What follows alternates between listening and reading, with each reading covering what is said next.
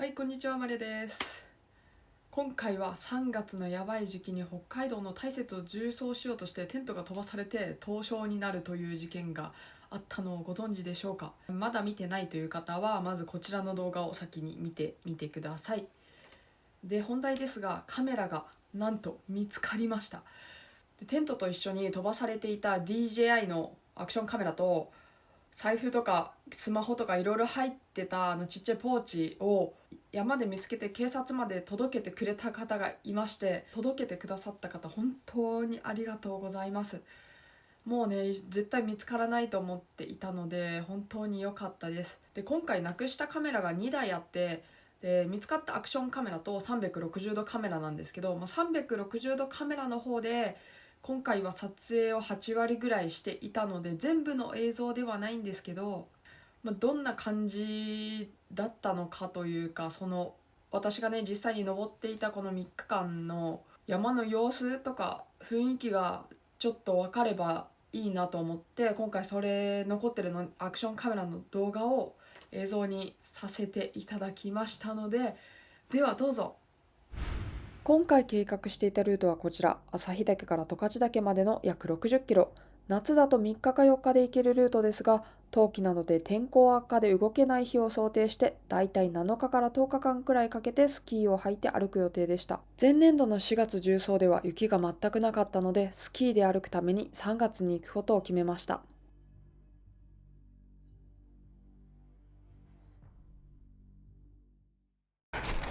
ホテルからロープウェイまでは5分くらいで着くので、頑張って歩きます。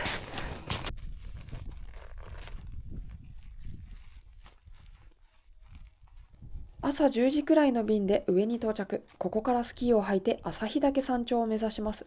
この日は風がほとんどなく、春先のような気温で、手袋がなくても作業できるくらい暖かかったです。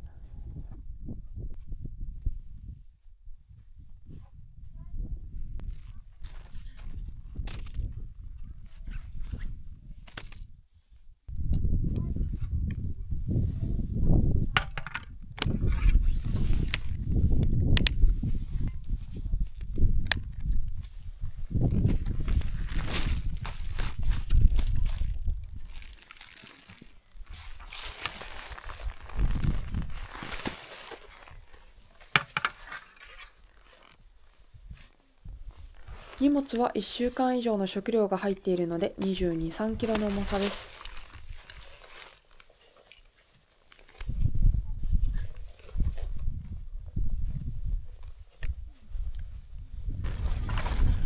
完全に真っ白です。で、こっからね、スキールートを外れて、こっちが旭岳。何も見えんけど、とりあえず GPS を頼りになんとか進みます。真っ白やな、本当に。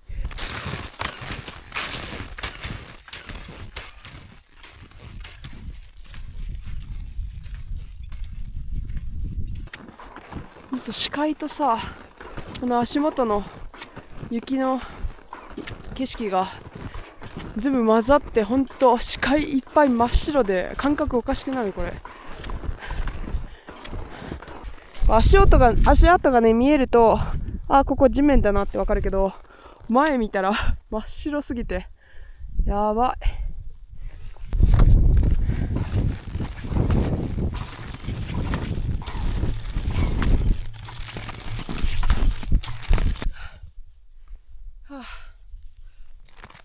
石室に着いた。暑い。渓谷解除、女性ルートに復帰しました。もうちょっと涼しいと思ったのに暑い。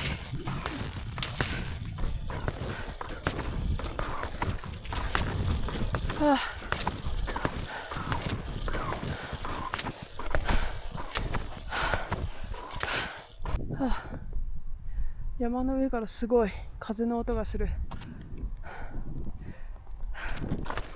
山頂まで行ったらだいぶ風が強そうですね。この辺は無風なんで暑いぐらいなんですけど、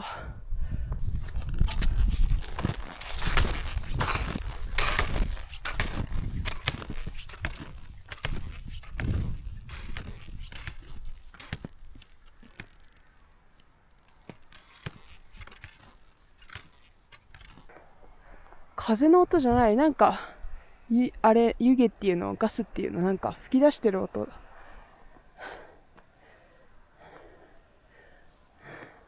じゃあ風ないんだ今日。風ないかも、山頂行っても。だんだんね、雲が晴れつつあるような気がする。なんかの足跡、キツネかな。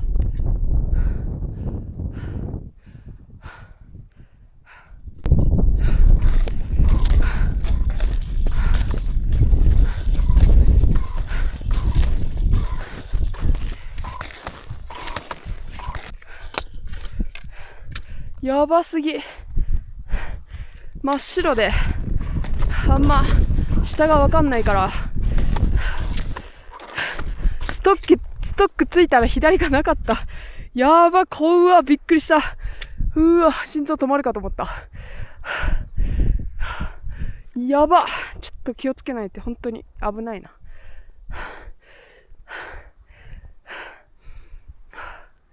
うわ、左行かんくてよかった。うわ、やば。ちょっと床があるかどうかストックで確認しようと思ったらなかった。やば。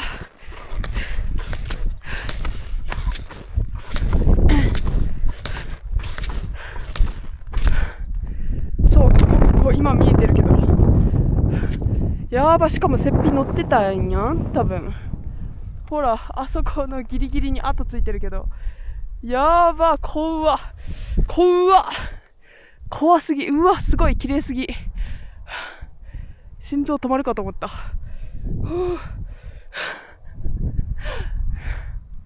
うわ、すごい綺麗。うわ、綺麗やけど、ちょっと待って、一旦深呼吸しんと怖すぎて。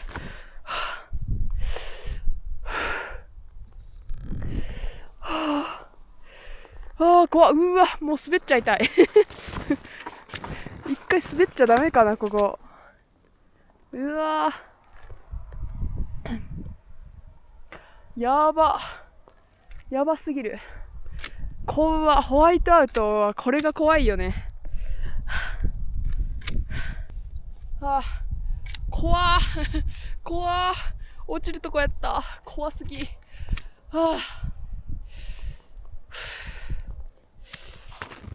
落ち着け。大丈夫よ。もう今日この失敗しないから。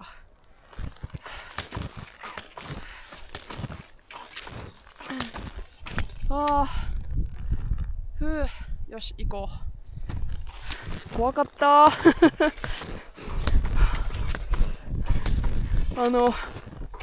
ちょっと下が段差があると思ったら段差じゃなくてもう何もなかったっていう。怖かった。で、分かった瞬間にゾッとして、いやー、心臓がやばい。心臓の緊張が今もう超怖い。怖かった。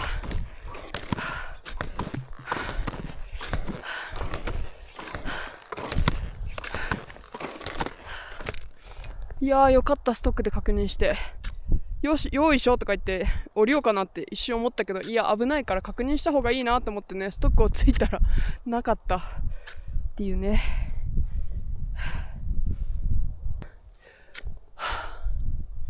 よし、落ち着いたぞ。行こう。一瞬晴れた。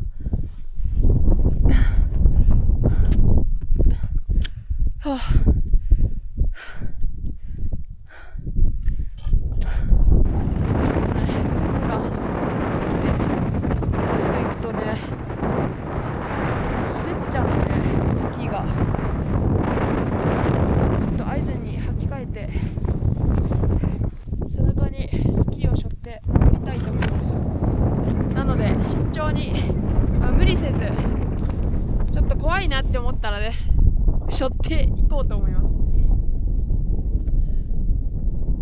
っしゃ、行くぞ。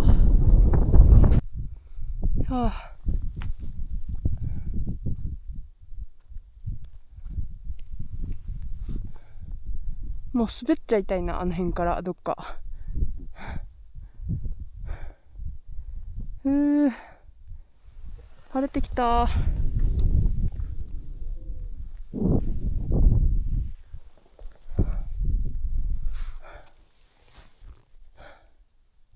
もうなんか歩けそうだけど、スキーで。一回、うわ、荷物下ろすのめんどくさいな。うわ、前が見えた。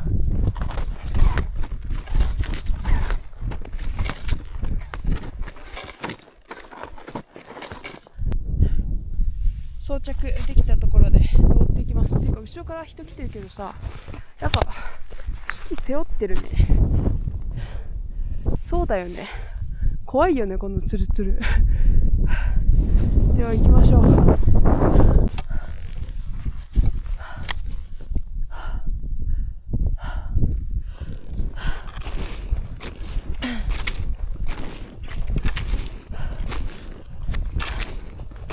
いしょ。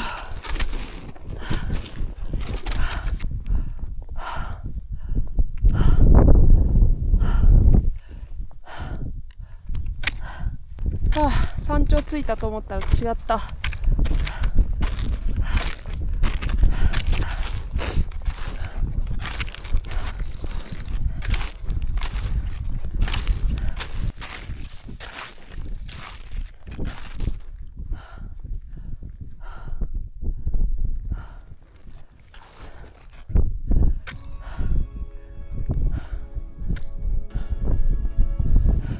向こうなのかな。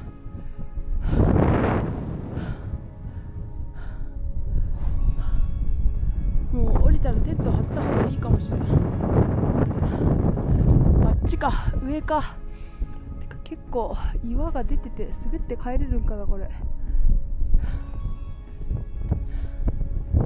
真ん中らへん行けばいいのか。真ん中らへんか。真ん中らへんなら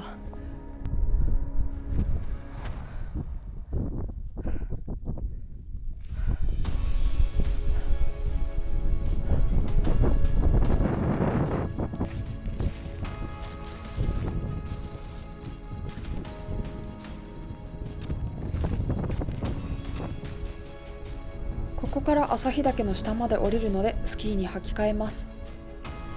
本来であれば昼には反対側についている予定がホワイトアウトで周りを探りながら落ちないようにゆっくり歩いていたのでかなり時間が押してしまい、もう夕方なので下に降りたらテントを張りたいと思います。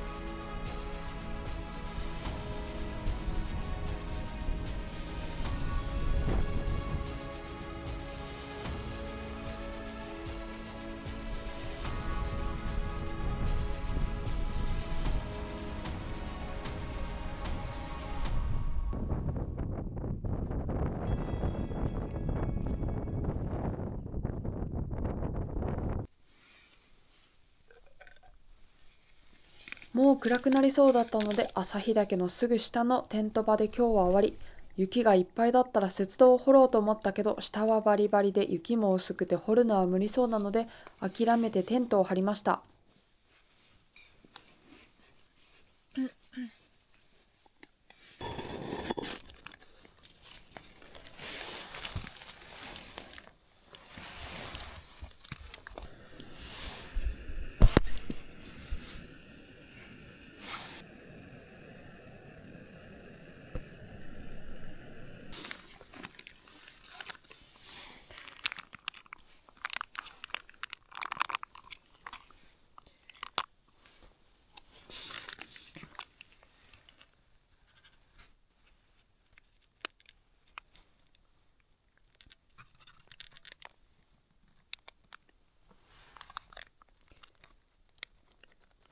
うわ、うわ、折れちゃう。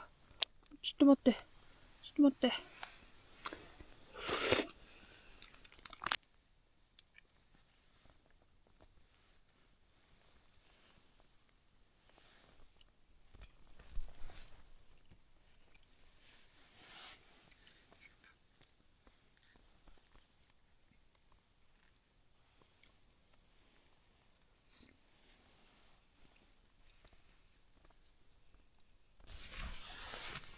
マジでテント泊が苦痛すぎる。私ね、テント泊がね、めちゃめちゃ嫌いなんですよ。こんな寒いし狭いし狭いしテント設営もめんどくさいし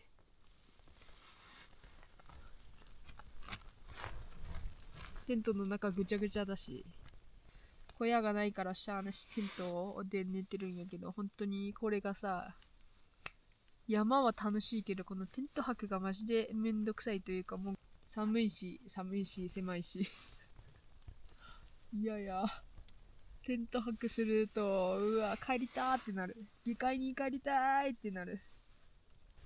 ちょっと今日だいぶ時間が押してしまったというか、本当は今日、どこまで行く、北海岳越えて、その先での避難小屋らへんで寝ようかなと思ってたんですけど、思いのほかスキーを背負って行かなきゃいけなくて、朝日岳こんなに時間かかると思わなかった。本当にやばい誤算。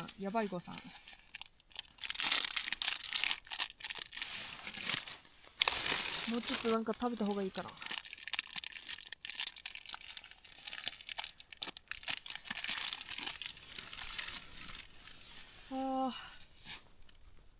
歯磨きしてあとは寝るだけか。では明日に備えてもう寝ます。おやすみなさい。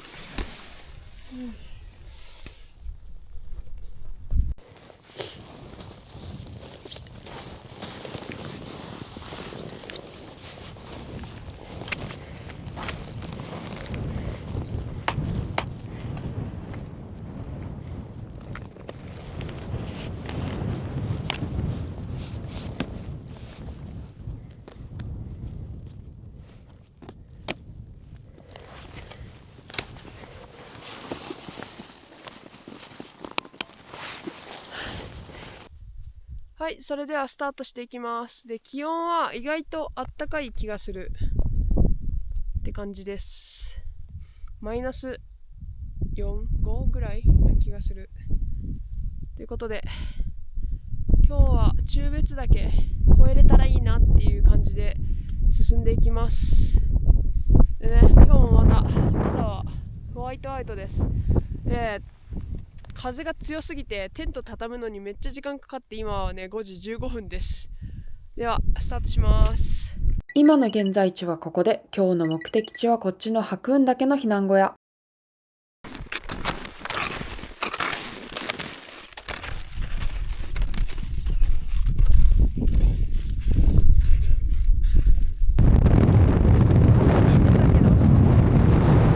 がやばすぎる。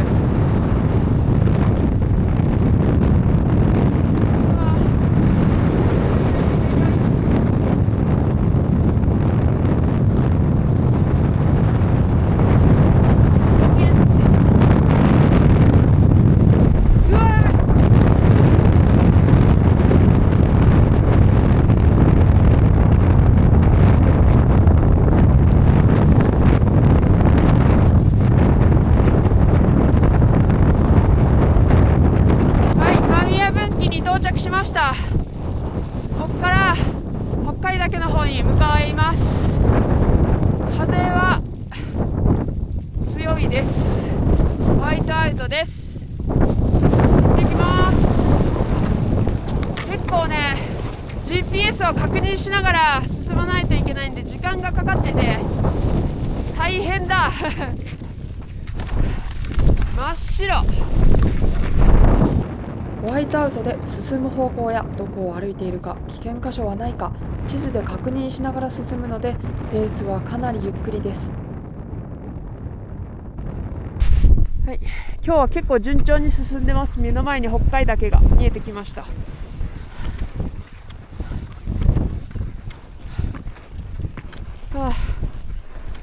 でもちょっと視界がないからめっちゃ気使うから疲れるな。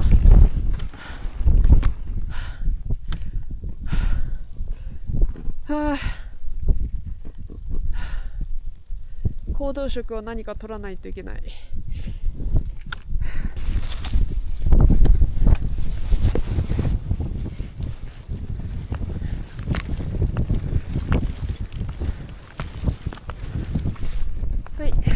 高い岳山頂です。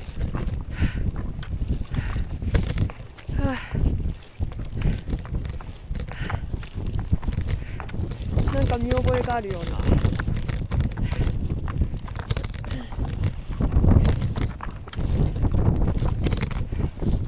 地がだいぶ岩が風が強くて出ちゃってますね。雪がなくなって、避難小屋が入れたら途中でやめようかな今日も。とはいえ明日も天気が良くなる可能性がそんなにないっていうね。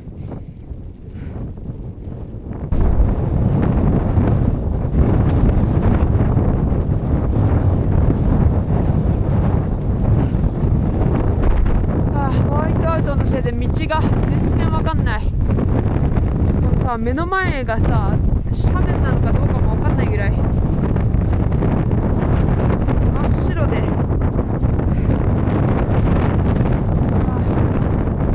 う気持ち晴れてくれると本当に。山のね上は見えるよ。下のさどこ歩いていいか全然わかんなくて、歩くのめっちゃ難しい。でも地図上ではこの方向で合ってるから大丈夫だとは思うんだけど、初日のさあれが怖くてさ、ちょっと今から斜面をトラバースするんですけど、ほんと自分のこの一歩先しか見えなくて、いやーこの状態でトラバースするのちょっと怖いな。どうしたらいいんだ。とはいえこんなとこでビバークしたら風強すぎるし雪も浅いし、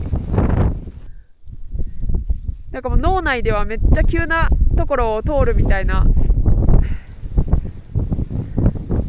見えるけど、どうなんだ。緩いはずだけど、緩いはずなんだけど分かんないから怖くて。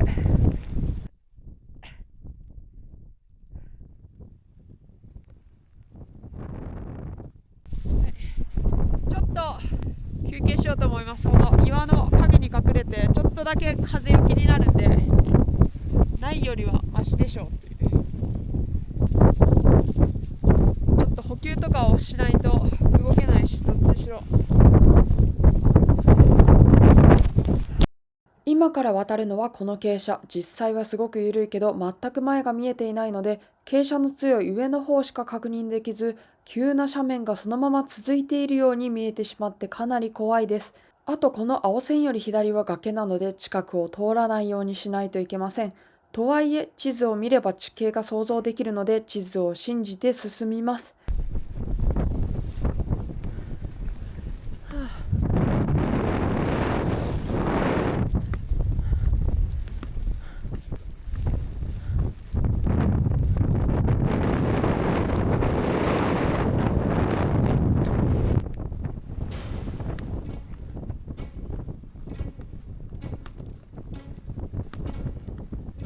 やっと白雲岳の尾根に着きましたが、ホワイトアウトとどんどん風が強くなっていきます。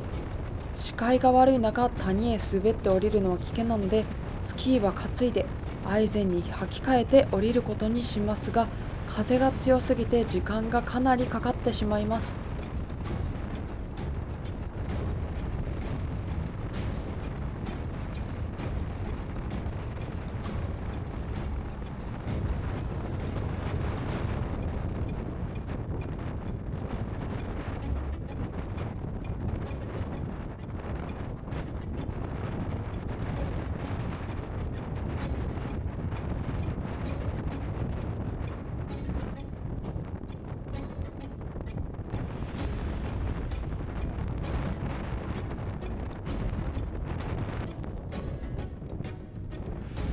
この風で手袋を脱いだら凍傷になるので手がうまく使えず、腰ベルトを締めるのにかなり苦戦します。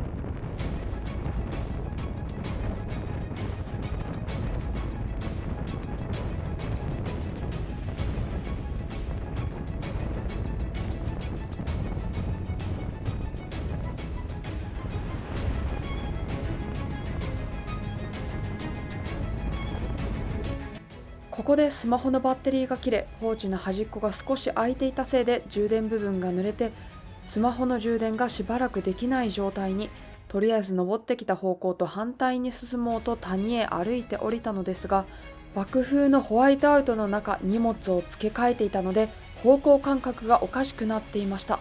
降りたと思っていた白雲岳避難小屋方面ではなく、実際は元来た道を戻って反対方向の谷へ降りてしまっていました。このことに気づかず避難小屋を探しますが見つかるはずもなく、天候悪化が著しいので小屋を探すのを断念して、ここでビバークを決意。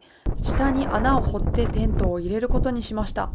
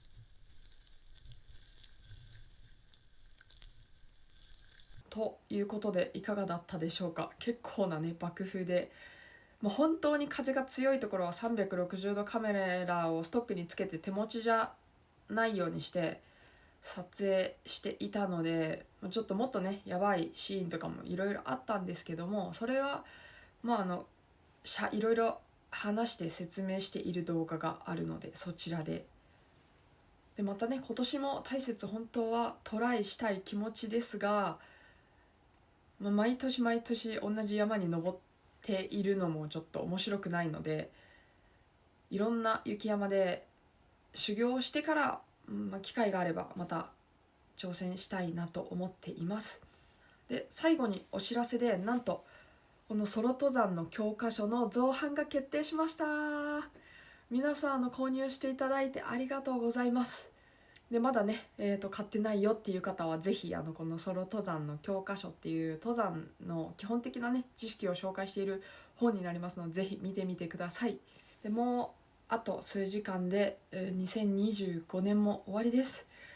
で来年もいろんな山に登っていくので、皆さんも映像楽しみにしていてください。では良いお年を。